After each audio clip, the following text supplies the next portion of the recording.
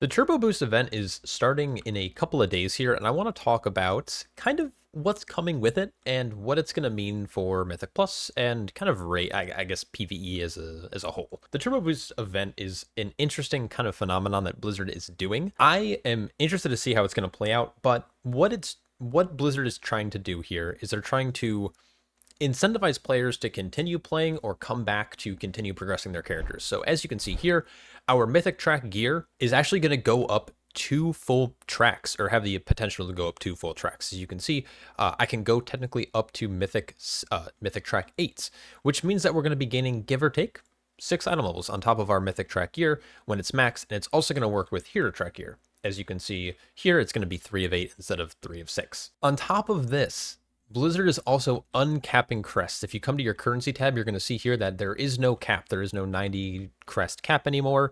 What you can do is essentially work your way up and just farm as many crests as you need to upgrade. Now, of course, when it comes to upgrading anything that's above 658 item level, it's going to require the Gilded Crests. Now, Gilded Crests do come from plus 6 keys? 7 keys? Yeah, 7. They come from plus 7 and Mythic Ray. They come from the last couple bosses of Heroic. But basically, you can start farming any keys that are above level 7, and you're going to need a lot of crests to max out your gear, which is kind of a common complaint that I've been seeing on the internet. You're going to need 30 crests to upgrade any piece in any slot, and there are a total of 14 slots. So you're going to need whatever that math ends up being. 30 times 14. 420 crests. Now, of course, this comes at the caveat if you're, dual wielding a certain item, that's fine. But outside of maybe dual wielding, you're most likely going to need to spend or obtain about 420 crests, which is quite a lot. But if you're doing 12s, for example, you only need to do 21 dungeons. That sounds so ridiculous as I say it.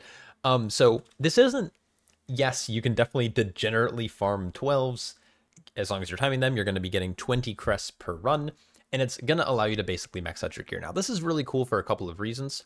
This is going to allow you to get your main to above 675 item level. As soon as you hit that 675 mark, you're going to be able to have discounted crests for the rest of your characters, meaning that it's only going to cost you 300 instead of the 420, which is kind of nice, I guess. One other thing too, though, is that you can buy these gilded augmentation matrices. These are going to allow you to craft or recraft gear above, or 6 item levels above what you currently have. Now, there's a Wowhead article out right now. Maybe I'll pull it up on screen in post. Make sure my editor does that. Where they're telling you to not craft to save on reagents, but I want to make it very clear that you still need to spend the crests to upgrade. You still need this item here to go up to the max item level. The reason why you might not want to craft right away if you have an extra spark laying around is that you save on essentially reagents. You can save on acuity, you can obviously save on any of the other reagents you need to buy, but you do still need to spend the crests to upgrade it. So regardless of the item slot, you have to spend 30 crests to upgrade it. Now this is interesting. And one question you might have is what slots, let's say you have limited free time to actually play. Maybe you're only able to do 6 to 8 keys a week at best. The best slots you're going to want to probably upgrade are any of your Mythic track items are obviously going to take priority, but you want to upgrade any Mythic track main tier items. So any of the tier pieces you're wearing, of course, weapons are a big thing, and of course, trinkets.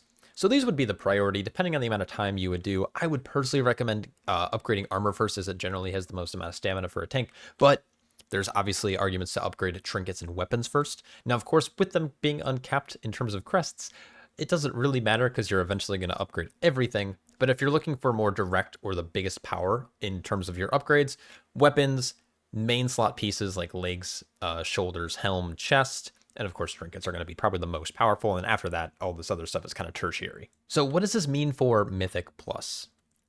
This is a pretty massive power spike. This is something that we've never seen in previous seasons. We've, of course, had things like Circe's Circlet getting introduced like we saw last season. We had things like the Onyx Amulet. Onyx Amulet was a little bit more powerful. But we're seeing that we're going up. From this point, I'm probably going up, give or take, 10 item levels. You can maybe make the argument that I'm only going to go up to because I've crafted gear on, I'm going to go to 683, 682. But anyways, we're going to essentially be able to farm an extra 8 item levels very fast. At first, I thought this might give us an advantage of half a key to 1 key level. After conversations with some people who also push high keys, I've started to lean more towards a level and a half maybe. because we're not max yet. Like, not a lot of players who are playing are currently, 676 plus. And so what it's going to feel like is damage checks are gonna be a lot less relevant. You're gonna be able to afford maybe a couple more deaths in a run. You're going to maybe be able to two chest higher keys, whether you're someone who's doing 12s or someone who's doing 18s. You might be able to start two chesting something that's a little bit lower. Like for my group, we might be able to, we're already close, or we are able to two chest some 16s right now. This is pretty much going to guarantee that we're able to two chest. So that's going to be super beneficial.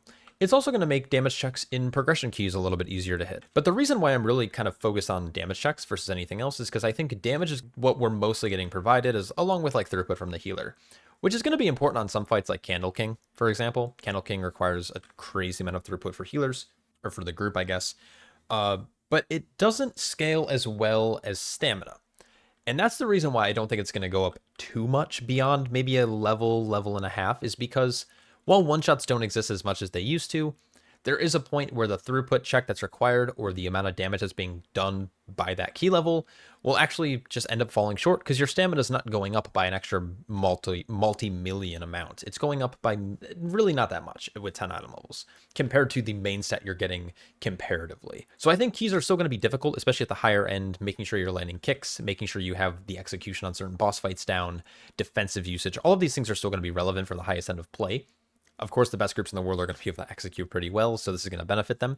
But it's also going to benefit most people just because of the throughput that it's going to provide you. So I'm pretty excited for this Turbo Boost events. I think it's giving people a reason to continue playing. I know there's a little bit of sourness where it's like, well, I feel like I'm best in slotted on my character, and I don't want to come back, or maybe people have stopped playing, but now they feel like they have to come back because they have to, get up to the max item level, or they're going to fall behind. There are some downsides when you come from it from that angle, but I think this is really healthy for the game. I think it keeps Mythic Plus relevant. And what I really like about this is it's pseudo nerfing the raid, because a big part of the raid is not necessarily one-shots, but oftentimes damage checks. For example, my guild just got to Mugsy, and while we don't have too many pulls on it, we're going to start looking at a DPS check that's going to happen to push the boss before we hit a certain. And this is going to be true with guilds that are still progging Rick Reverb. This is going to be true with guilds that are working on Mugsy like myself, or people who are going to be working on Gallywix or are on One Arm Bandit. There's a lot of reasons why I really like this Turbo Boost event coming at this point in the season. This is also getting accompanied with dinars, and dinars are going to be a very powerful tool for most players. You're going to be able to buy either Mythic Plus trinkets or raid trinkets, depending on the kind of content you do. I've already done a video talking about what I think brewmasters should buy, or maybe what you should consider buying if you are playing. Unfortunately, the One-Arm Bandit ring won't exist, so that's kind of a downside. But things like a Mythic Track Ringing Ritual Mud, things like a Mythic Track Chromebustable Bomb Suit are very solid, tank trinkets. You also have good weapons, as well as other trinkets or items you can get from the raid. So we're seeing a pretty powerful increase. And last but not least, we're going to be seeing a corruption enchant that's going to come from Horrific Visions. Now, personally, I loved Horrific Visions back in the day. I still think they're going to be a very fun thing. I've been loving my time on PTR playing it. I'm going to put up some footage now while I talk about this. But basically, it's similar to what it was back in the day, but I find that it seems to be a little easier. Maybe it's because I'm not playing an Elemental Shaman like I was back then. But playing this as a tank allows you to kind of pull everything, do these nice big pulls. Everything seems to die pretty quick. And it's repeatable content, and it's a very good way to get good catch-up gear. As you can see here, you can buy champion gear, you can buy veteran gear, and you can actually even buy hero gear. And this requires you to basically collect masks throughout the vision. Some are going to come from the Stormwind encounter, some are going to come from the Orgrimmar encounter. I believe these are going to rotate every other week, so it's going to take some time to accumulate this stuff. But this is going to allow people to get weapons that are, a solid item level above what you currently have.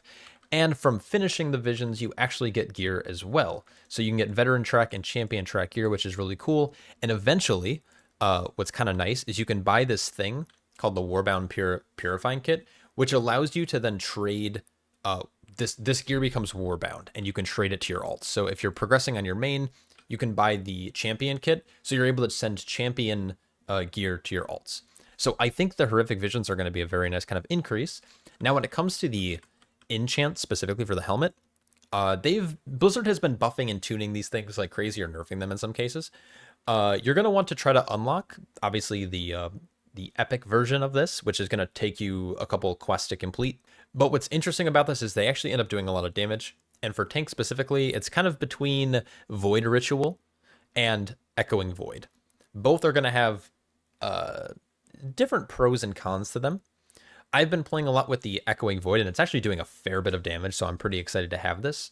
So over the next few weeks, we're seeing a 10 plus item level increase for people who are fairly deep within the Mythic track. We're seeing a dinar system being implemented where we're getting a pretty powerful, easy-ish attribute, way to actually make, get your hands on one of these powerful items. Holy cow, I just stumbled over all of those words. And then we're also seeing an enchant for our helmet that's going to be providing us with a pretty significant damage increase. On top of all of this, there is a belt that I don't want to talk about too much yet because I don't have too many details on it, but there is a belt from Delves that's going to actually go up to almost 700 item level that could shake up keys a little bit beyond that. So there's a lot going on right now in the kind of upcoming weeks. Turbo Boost comes out on May 13th, which is coming up this next Tuesday. The Horrific Visions, I believe, is the week following. And that will then proceed into unlocking the enchant. And then the Delve belt, of course, is coming in 11.1.7. So kind of a lot going on. But anyways, I wanted to give you guys a quick update on all that. So if you have any questions, let me know down below. A massive shout out to all my Patreon supporters, because without them, I couldn't make content like this. I hope you're all staying happy, healthy, and I'll catch you all in the next one. Peace.